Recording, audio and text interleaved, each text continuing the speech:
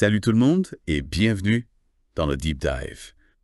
On plonge aujourd'hui dans le monde de la 3D Ah, avec Blender, ok. un sujet qui te passionne, on le sait. Tu nous as d'ailleurs fourni Ouais. une mine d'infos en français sur les add-ons, Hmm. les tutos et les bibliothèques d'assets. Absolument, c'est un univers passionnant. On va explorer ensemble ces ressources pour t'aider à vraiment exploiter le potentiel de Blender Ouais. et donner vie à tes projets 3D, même les plus ambitieux. Génial. Alors, pour commencer, parlons des add-ons. Hmm.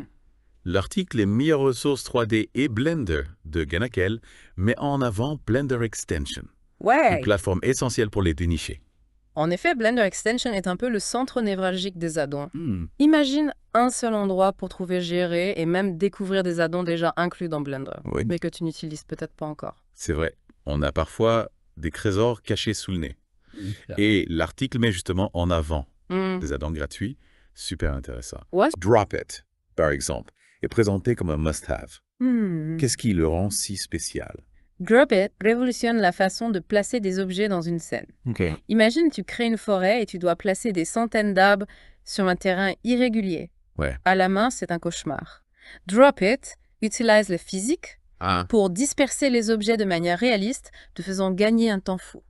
c'est vrai que ça peut être un gain de temps énorme. Et pour la gestion des nodes, l'article mentionne Node It. Ouais. En quoi est-il si utile? Node It est indispensable dès que tu travailles avec des matériaux complexes. Il t'aide à organiser tes nodes de manière claire et intuitive D'accord. pour que tu ne te perdes pas dans un dédale de connexion. On parle beaucoup d'organisation. Et c'est essentiel quand on voit la complexité de certains projets 3D. Tout à fait. L'article mentionne également AutoDepth AI. Hmm.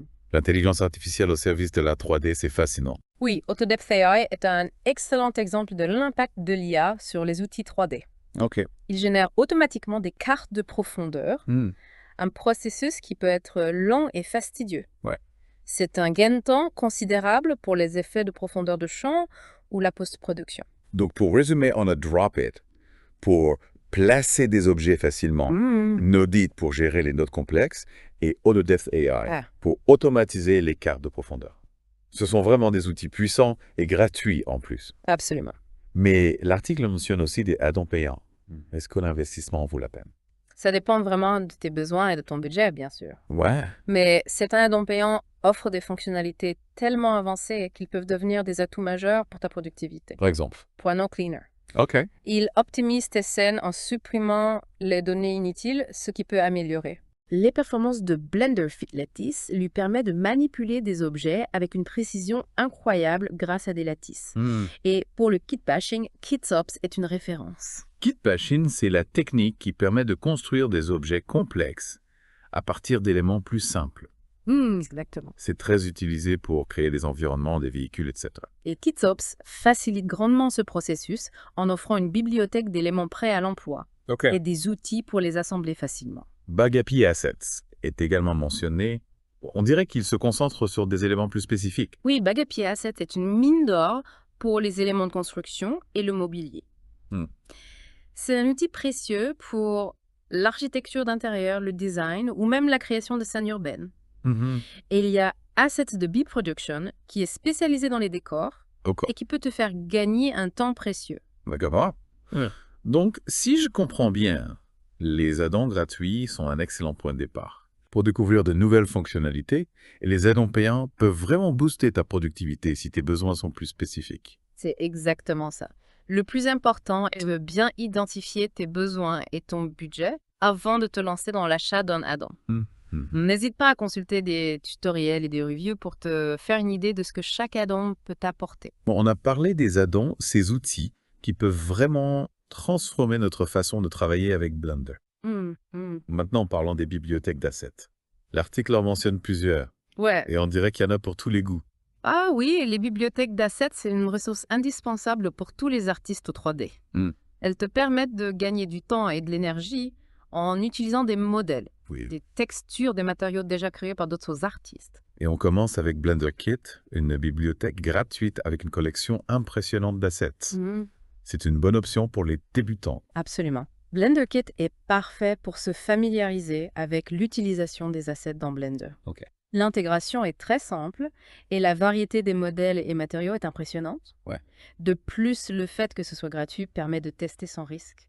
Et pour des besoins plus spécifiques, l'article mentionne Bagapi Assets, qu'on a déjà évoqué pour ces add-ons. Ils ont aussi une bibliothèque d'assets. Oui, et elle est dédiée aux éléments de construction et au mobilier. OK. Si tu travailles sur des projets d'architecture, d'intérieur ou de design, c'est une ressource précieuse. D'accord.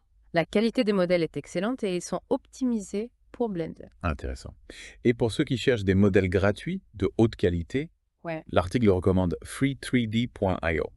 Free3D.io est une excellente option pour dénicher rapidement des modèles 3D gratuits. La plateforme propose une grande variété de catégories, ce qui te permet de trouver facilement ce que tu cherches. L'article mentionne aussi Avant3D, qui propose des options gratuites et payantes. Qu'est-ce qui les différencie des autres bibliothèques? Avant3D est connu pour la qualité et le niveau de détail de ses modèles. Si tu recherches des assets vraiment réalistes et optimisés pour des rendus de haute qualité, c'est une excellente option. Ouais. Par contre, il faut souvent mettre la main au porte-monnaie pour les modèles les plus impressionnants. Et pour les textures, l'article recommande 2 plateformes, cgbookcase.com et AmbianceCG. J'avoue que les textures, c'est un domaine qui me fascine. C'est ce qui donne vraiment vie aux objets 3D. Oui, les textures sont essentielles pour le réalisme d'une scène 3D. Et ces 2 plateformes sont des références dans le domaine. cgbookcase.com propose un large choix de textures PBR, parfaites pour des rendus photoréalistes, tandis qu'AmbianceCG se distingue par sa collection de textures gratuites de haute qualité. On y trouve de tout, du bois, du métal, du tissu, de la pierre. C'est incroyable. On dirait qu'il existe vraiment une ressource pour chaque besoin en 3D. Mais avec autant de choix, comment choisir les bons assets pour son projet? La clé est de bien identifier tes besoins. Quel type de projet réalises-tu? Quel niveau de réalisme recherches-tu? Quel est ton budget? Une fois que tu as répondu à ces questions, tu peux commencer à explorer les différentes plateformes et comparer les offres.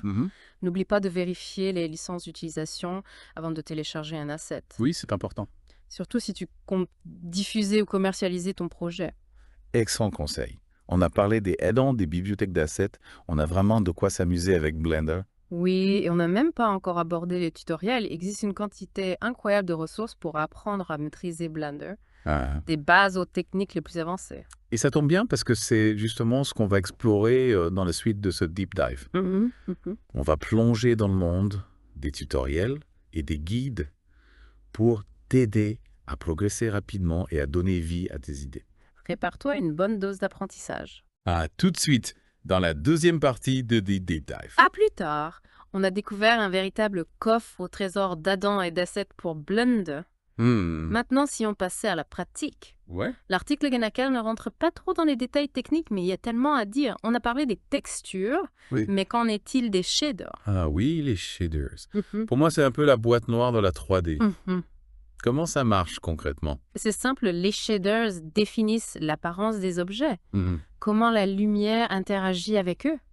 Ils simulent les matériaux comme le bois, le métal, la peau.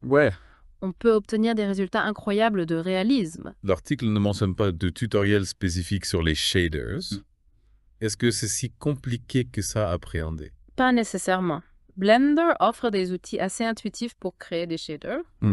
Le plus important est de comprendre les concepts de base, comme la réfraction, la diffusion de la lumière. Et il existe des tonnes de tutoriels en ligne qui expliquent tout ça de manière simple et accessible. Tu parles de lumière. C'est vrai qu'elle joue un rôle crucial dans le rendu d'une scène 3D. Absolument. La lumière donne vie à la scène. Crée l'ambiance, les ombres, les reflets. Blender propose plusieurs types de lumière chacune avec ses propres caractéristiques. Il faut apprendre à les utiliser et les combiner pour obtenir l'effet désiré. Et pour donner du mouvement à tout ça, il y a l'animation. Ah oui. On peut animer des objets, des personnages, des caméras. Tout à fait. Les possibilités sont infinies. Mais par où commencer? L'article mentionne quelques tutoriels. Mais j'avoue que l'animation me semble assez intimidante. C'est normal. L'animation est un domaine complexe qui demande beaucoup de pratique. Mais le système d'animation de Blender est très puissant et complet. On peut créer des animations simples avec des images clés ou des animations plus complexes avec des rigs et des contraintes. Et bien sûr, il existe des tutoriels pour tous les niveaux. Tu parles de rigs? C'est ce qui permet de donner vie au personnage, non? Exactement. Un rig, c'est un squelette virtuel qui permet de contrôler les mouvements d'un personnage. C'est une étape assez technique, mais indispensable pour créer des animations réalistes et expressives. J'imagine que ça demande beaucoup de précision et de patience. Oui, mais c'est aussi très gratifiant de voir son personnage prendre vie grâce à un rig bien conçu. Et il existe des outils et des add-ons qui peuvent faciliter le processus, Oh, comme Rigify, qui est inclus dans Blender. une fois qu'on a animé notre scène, il faut la rendre, c'est-à-dire générer l'image finale. C'est là qu'interviennent les moteurs de rendu. Ouais. L'article mentionne Cycle et Eevee. Quelle est la différence entre les deux? Cycle est un moteur de rendu photoréaliste basé sur le ray tracing. Ok. Il permet de créer des images très réalistes, mais le rendu peut être assez lent. Eevee, quant à lui, est un moteur de rendu en temps réel. D'accord. Plus rapide et plus adapté aux jeux vidéo ou aux animations interactives. Donc si je veux créer une image fixe de qualité photo, je choisis Cycle. Et si je veux une animation fluide et interactive, je choisis Eevee. Ouais. C'est bien ça? En gros, oui. Mais ce n'est pas toujours aussi simple. Ok. Le choix du moteur de rendu dépend aussi de la complexité de la scène, des effets que tu veux utiliser et de la puissance de ton ordinateur. C'est un peu comme choisir le bon outil pour le bon travail. Exactement. On a parlé de shaders, de lumière, d'animation de rendu. On a vraiment abordé beaucoup d'aspects techniques de Blender. Oui. Mais au-delà de la technique, il y a aussi la communauté.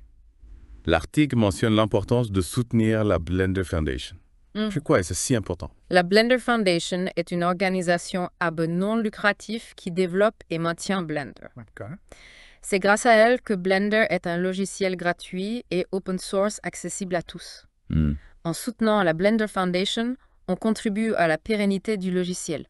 Et on permet à la communauté de continuer à grandir et à innover. C'est un peu comme un investissement pour l'avenir de la 3D. Oui, c'est une façon de dire merci aux développeurs, aux artistes qui rendent Blender possible. Et c'est aussi un moyen de s'impliquer dans la communauté et de participer à son évolution. D'accord, j'ai bien compris l'importance de soutenir la Blender Foundation. Mais concrètement, comment faire? Il y a plusieurs façons de contribuer. On peut faire un don sur le site web de la Blender Foundation ou acheter des produits dérivés dans leur boutique en ligne. On peut aussi participer au développement du logiciel en signalant des bugs, en traduisant l'interface ou en créant des tutoriels et des assets. D'accord. Et bien sûr, on peut simplement parler de Blender autour de soi et encourager les gens à l'utiliser. C'est vrai, le bouche à oreille est un outil puissant. Absolument. Plus on parle de Blender, plus la communauté grandit et plus le logiciel se développe. C'est un cercle vertueux. Exactement. Et c'est ce qui fait la force de Blender. Une communauté passionnée et solidaire qui contribue à son évolution constante. On a parlé technique, on a parlé communauté. Maintenant, j'aimerais revenir sur les ressources spécifiques mentionnées dans l'article. On a déjà évoqué pas mal d'add-ons et de bibliothèques d'assets. Mais il y a aussi une liste de tutoriels. Ah oui, les tutoriels, c'est une mine d'or pour apprendre à utiliser Blender. Il y en a pour tous les goûts et tous les niveaux, des tutoriels pour débutants ou masterclass pour les pros. Par exemple, l'article mentionne un guide complet sur les add-ons Blender, publié sur CG Cookie. C'est un bon point de départ pour s'y retrouver dans la jungle des add-ons. Oui, ce guide est très bien fait. Il explique clairement les différentes catégories d'add-ons, leurs fonctionnalités et comment les utiliser. D'accord. C'est une excellente ressource pour comprendre le fonctionnement des add-ons et choisir ceux qui répondent à tes besoins. L'article recommande également plusieurs tutoriels vidéo. Par exemple, il y a un tutoriel sur la création de paysages avec l'add-on Auto Landscapes, un autre sur la navigation dans Blender avec le bouton droit de la souris, et un autre encore sur les techniques de texturation. C'est plutôt complet. Oui, ces tutoriels sont très pratiques. Ils te guident pas à pas et te permettent de mettre en pratique les concepts appris. C'est un excellent moyen d'apprendre en faisant et de progresser rapidement. Et pour ceux qui veulent aller plus loin dans la texturation, il y a un tutoriel sur le dépliage UV par Ellie. C'est une étape importante de la texturation, mais pas toujours facile à maîtriser. Le dépliage UV consiste à créer une représentation plane d'un modèle 3D pour pouvoir appliquer des textures correctement.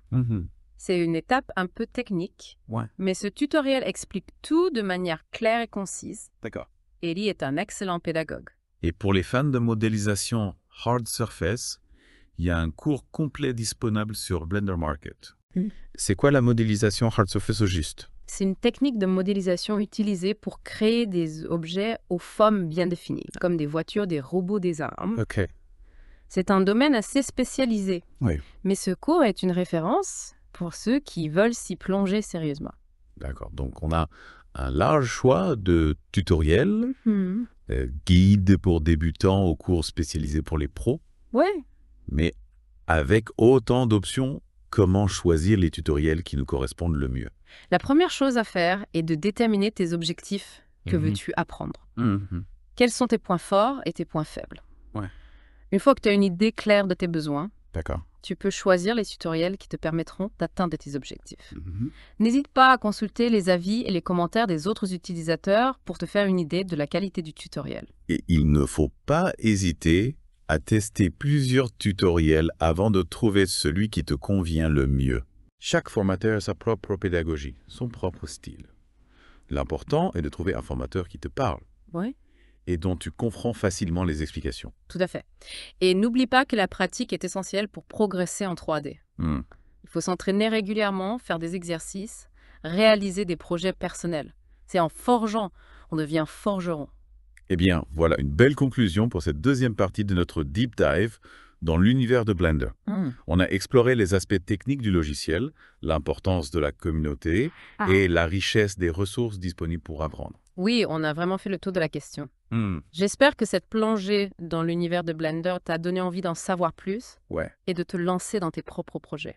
Et justement, dans la troisième et dernière partie de ce deep dive, on va te donner quelques pistes pour continuer ton exploration et te lancer dans la création 3D avec Blender.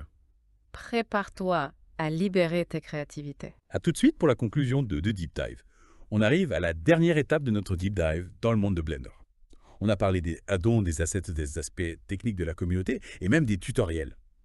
Maintenant, on va voir comment tu peux mettre tout ça en pratique et te lancer dans tes propres créations. Exactement, on va te guider à travers les ressources mentionnées dans l'article, les meilleures ressources 3D et Blender de Ganakel pour que tu puisses vraiment exploiter tout le potentiel de Blender. Si on récapitule, on a d'abord Blender Extension, la plateforme essentielle pour dénicher des add-ons, et j'ai l'impression qu'il y en a vraiment pour tous les goûts. Oui, que ce soit pour la modélisation, la texturation, le rigging, le rendu, ou même l'animation, tu trouveras forcément des add-ons qui te simplifieront la vie et te permettront d'aller plus loin dans tes projets. Et pour les assets, on a un large choix de bibliothèques comme BlenderKit Bagapi, AssetsFree3D.io, Avant3D, cgbookies.com et Ambient SCG. C'est presque intimidant toute cette richesse. C'est vrai qu'il y a de quoi se perdre, mais c'est aussi une chance incroyable d'avoir accès à autant de ressources. N'hésite pas à explorer ces plateformes, à télécharger des modèles, des textures de matériaux. C'est en expérimentant que tu trouveras ce qui te convient le mieux. Et pour apprendre à utiliser toutes ces ressources, l'article propose une sélection de tutoriels et de guides. On a déjà parlé de quelques-uns, mais il y en a tellement d'autres. Oui, il y a des tutoriels pour tous les niveaux, du débutant au confirmé. Tu peux apprendre à ton rythme, en suivant les étapes qui te conviennent le mieux. Et n'oublie pas que la communauté Blender est là pour t'aider si tu as des questions ou si tu rencontres des difficultés. C'est rassurant de savoir qu'on n'est pas seul face à la complexité de Blender. Et justement, on a beaucoup parlé de la communauté tout au long de ce deep dive. L'article insiste sur l'importance de soutenir la Blender Foundation. Et je pense qu'il est important de rappeler pourquoi. La Blender Foundation est une organisation à but non lucratif qui est au cœur du développement de Blender. C'est grâce à elle que Blender est un logiciel gratuit et open source accessible à tous. En la soutenant, on contribue à la pérennité de Blender et on permet à la communauté de continuer à grandir et à innover. C'est une belle façon de participer à l'aventure Blender. Et on peut le faire de différentes manières, comme faire un don, acheter des produits dérivés ou même contribuer au développement du logiciel. Exactement. Chaque contribution, aussi petite soit-elle, est importante pour la Blender Foundation. C'est un peu comme un investissement pour l'avenir de la 3D et pour une communauté qui nous donne tant. Voilà qui conclut notre exploration du monde de Blender. On a parcouru un chemin incroyable en découvrant des outils puissants, des ressources précieuses et une communauté passionnée. J'espère que ce deep dive t'a donné envie de te lancer dans la création 3D avec Blender. N'oublie pas que le plus important est de s'amuser, d'expérimenter et de laisser libre cours à ta créativité. Le monde de la 3D est à toi. À bientôt pour de nouvelles aventures créatives. À bientôt.